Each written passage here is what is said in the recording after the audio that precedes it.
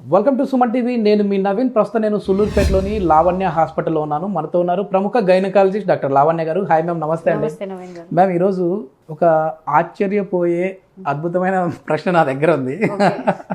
So అదేంటంటే చాలా వరకు కూడా చాలా మంది ఒక మూఢనమ్మకం అనుకోవచ్చు, లేదంటే వాళ్ళకున్న ఎక్స్పీరియన్స్ అనుకోవచ్చు, షేర్ చేస్తున్నారు కొద్దిమంది విమెన్స్.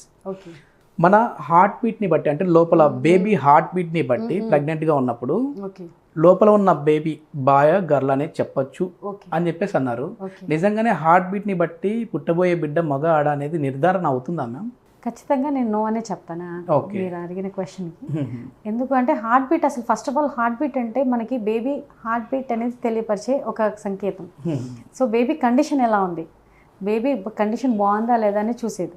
మనం హార్ట్ బీట్ 120 to 160 నార్మల్ తీసుకుంటాం. సో వేరియబిలిటీ అనేది ఉండాలి.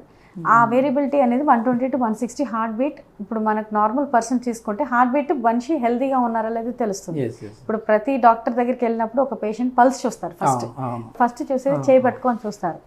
సో పల్స్ చూసినప్పుడు ఏమవుతుంది, మనకి పేషెంట్ కండిషన్ తెలుస్తుంది. పేషెంట్ పల్స్ని బట్టి మనం చాలా అసెస్ చేయొచ్చు. ఒక డాక్టర్కి తెలుస్తుంది ఎందువల్ల పల్స్ చూస్తారనేది.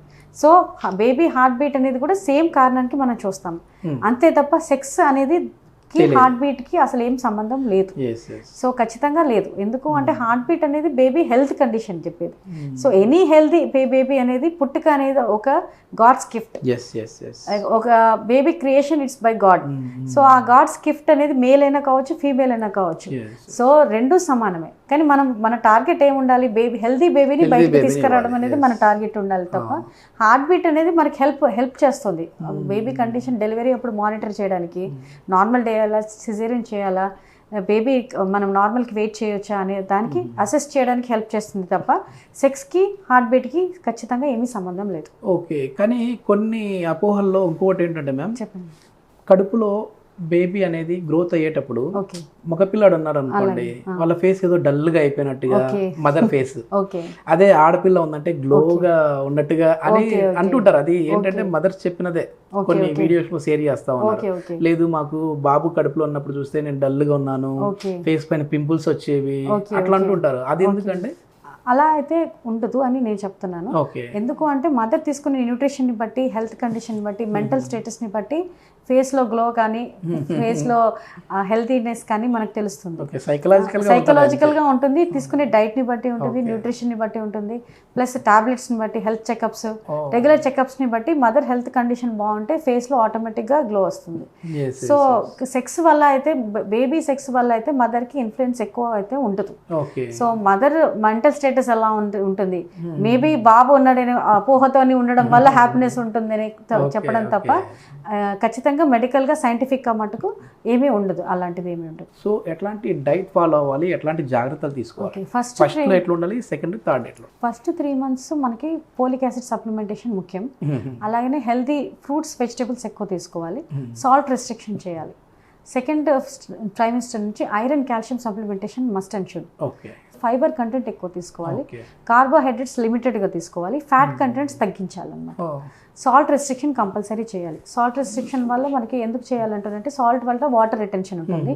పీడల్ ఎడిమా అంటారు కండిషన్, కాళ్ళ వాపులు రావడం, చేతులు వాపు రావడం, ఇంకా సివియర్ కండిషన్ పొట్ట మీద కూడా వాపు వస్తుంది. సో ఈ వాపు అనేది అవాయిడ్ చేయడానికి మనకు సాల్ట్ ఖచ్చితంగా రిస్ట్రిక్ట్ చేయాలి. డ్రై ఫ్రూట్స్ ఇంక్రీజ్ చేయాలి. ప్లస్ వాటర్ కంటెంట్ ఇంక్రీజ్ చేయాలి.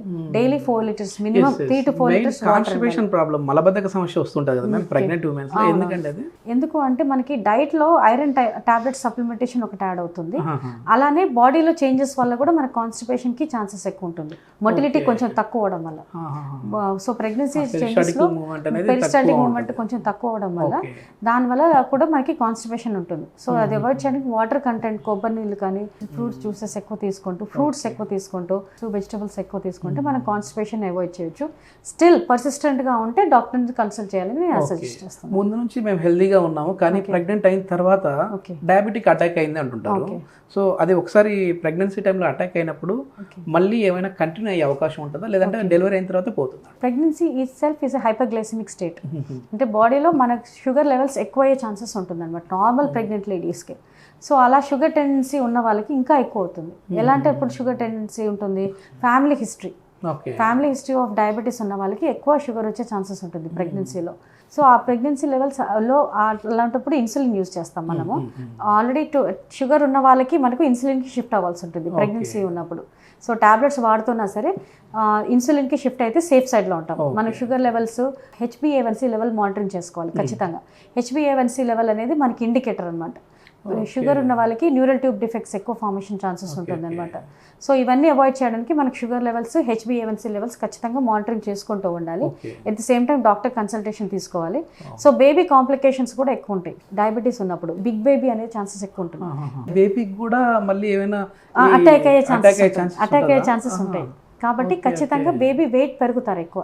ప్రెగ్నెన్సీ డయాబెటీస్ ఉన్నప్పుడు బేబీ వెయిట్ పెరుగుతారు. సో బేబీ వెయిట్ పెరిగినప్పుడు మనకి ఏంటంటే డెలివరీ అప్పుడు జాగ్రత్తలు తీసుకోవాలి. నార్మల్ డెలివరీ కనుక అలౌ చేస్తే ఫోర్సెప్స్ యూటిలైజ్ చేయాల్సిన అవసరం ఉంటుంది, షోల్డర్ డిస్టోషియా అవి ప్రివెంట్ చేయడానికి. లేదు బేబీ వెయిట్ మరీ ఎక్కువ ఉంది, 4 kgs పైన ఉంది అంటే ఎలెక్టివ్ సిజేరియన్ సెక్షన్కి వెళ్ళడం safe side.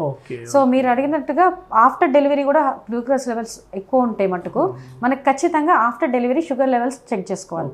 Fasting post prandial అంటే ఫాస్టింగ్ అంటే బిఫోర్ ఏం తినకుండా, పోస్ట్ ప్రాండియల్ అంటే ఆఫ్టర్ బ్రేక్ఫాస్ట్ 2 hours తర్వాత మనం చెక్ చేసుకొని వాల్యూస్ చెక్ చేసుకొని దాన్ని బట్టి మనం అసెస్ చేసుకోవాలి. ఆ వాల్యూస్ని బట్టి మనం టాబ్లెట్స్ కంటిన్యూ చేయాలా లేక ఇన్సులిన్ కంటిన్యూ చేయాలా అనేది షుగర్ వాల్యూస్ని బట్టి మనం డిసైడ్ చేసుకోవాలి. ఇంకొక అపోహ ఏంటంటే మ్యామ్, భర్తకి ఒకవేళ డయాబెటిక్ ఉందనుకోండి, భార్యతో కలిసినప్పుడు ప్రెగ్నెంట్ అయ్యిందంటే తను, సో వాళ్ళు ఏమైనా అంటే మా భర్త వల్లే వచ్చింది అని ఏమన్నా కంగారు పడే అవకాశం ఉంటుందా, లేదంటే అతనికి దీనికి సంబంధం ఉండదా అండి? 100% no. Okay, sugar diabetes is not a contagious disease. So భర్తకి షుగర్ ఉంటే భార్యకి షుగర్ రావడం అనేది 100% జరగదు. ఎందుకంటే అది బ్లడ్ వెజల్స్లో షుగర్ వాల్యూస్ పెరగడం వల్ల మనకి వచ్చేది షుగర్. సో అది భర్త నుంచి భార్యకి వచ్చే chances 100% no. Okay, only sperm ఒకటి రిలీజ్ అవుతుంది అంతే. స్పెర్మ్ ద్వారా అది ఫర్టిలైజేషన్ జైగోట్ ఫార్మేషన్ తప్ప షుగర్ అనేది 100% నో.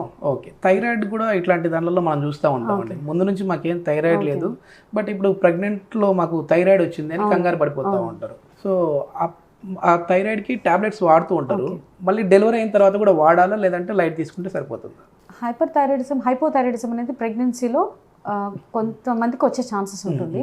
కొన్ని వాల్యూస్ కూడా మారుతాయి. నార్మల్ వాళ్ళకి వేరే కట్ ఆఫ్స్ ఉంటుంది, ప్రెగ్నెన్సీ వాళ్ళకి వాల్యూస్ కట్ ఆఫ్ ఉంటుంది అనమాట. కొంచెం తగ్గుతుంది అంటే ఛాన్సెస్ ఎక్కువ ఉంటాయి కాబట్టి మనకు వాల్యూస్ మారుతాయి. సో ఖచ్చితంగా ప్రెగ్నెంట్ అయిన వెంటనే మనం థైరాయిడ్ టెస్ట్ చేసుకోవాలి. నార్మల్గా ఉన్న వాళ్ళకైనా సరే, హైపోథైరాయిడిజం ఉన్న వాళ్ళకైనా సరే, వన్స్ ప్రెగ్నెన్సీ కన్ఫర్మ్ అయింది థైరాయిడ్ టెస్ట్ కంపల్సరీ చేసుకోవాలి. చేసుకొని మానిటరింగ్ చేసుకోవాలి. 3 monthsకి ఒకసారి 3 monthsకి ఒకసారి మానిటరింగ్ చేస్తూ ఉండాలి. హైపోథైరాయిడిజం ఉన్న వాళ్ళకి. లేని వాళ్ళకైతే మన డెలివరీ అయిన తర్వాత మళ్ళీ ఒకసారి రొటీన్గా చేసుకోవచ్చు. హైపోథైరాయిడిజం ఉన్న వాళ్ళకి డెలివరీ అయిన తర్వాత థైరాయిడ్ టెస్ట్ చేసుకొని T3, T4, TSH వాల్యూస్ ప్రకారంగా డిసైడ్ చేసుకొని మళ్ళీ ఆల్టర్ చేయడమా, కంటిన్యూ చేయడమా, లేక స్టాప్ చేయడమా అని డాక్టర్ డిసిషన్ ప్రకారంగా ఫాలో అవ్వాలి. ఇప్పుడు మనం డిస్కస్ చేసిన ఈ డయాబెటిక్ కావచ్చు, థైరాయిడ్ కావచ్చు, ఫస్ట్ డెలివరీలో ఉంటుందండి. అంటే ఫస్ట్ ప్రెగ్నెంట్ అయినప్పుడు మళ్ళీ అది సెకండ్ డెలివరీలో కూడా చూపించే అవకాశం ఉంటుందా? ఉండొచ్చు. Any pregnancy confirmation first or second or third, as soon as pregnancy is confirmed, thyroid test is must and should. So thyroid test compulsory as soon as pregnancy confirm అయిన వెంటనే మిగతా టెస్ట్లతో పాటు హీమోగ్లోబిన్, షుగర్ టెస్ట్లతో పాటు thyroid test కూడా compulsory చేయించుకోవాలి. చాలా మంచి information అండి. చాలా మందికి డౌట్లు ఉన్న విషయాలన్నీ కూడా క్లారిఫై చేశారు. మొత్తానికి కడుపులో ఉన్న బేబీ హార్ట్ బీట్ ని బట్టి అయితే జెండర్ అనేది జస్టిఫై చేయలేము అని చెప్పేసి కుండ బద్దలు కొట్టేశారు మేడం. సో అదేవిధంగా భర్తకు డయాబెటిక్ ఉంది అంటే భార్యకైతే అతని వల్ల వచ్చే అవకాశమే లేదు అని చెప్తా ఉన్నారు. డెలివరీ అయిన తర్వాత ఎవ్రీ 6 monthsకి ఒకసారి రివ్యూ చేసుకుంటా ఉంటే బెస్ట్ అంటున్నారు. థ్యాంక్ యూ నవీన్ గారు.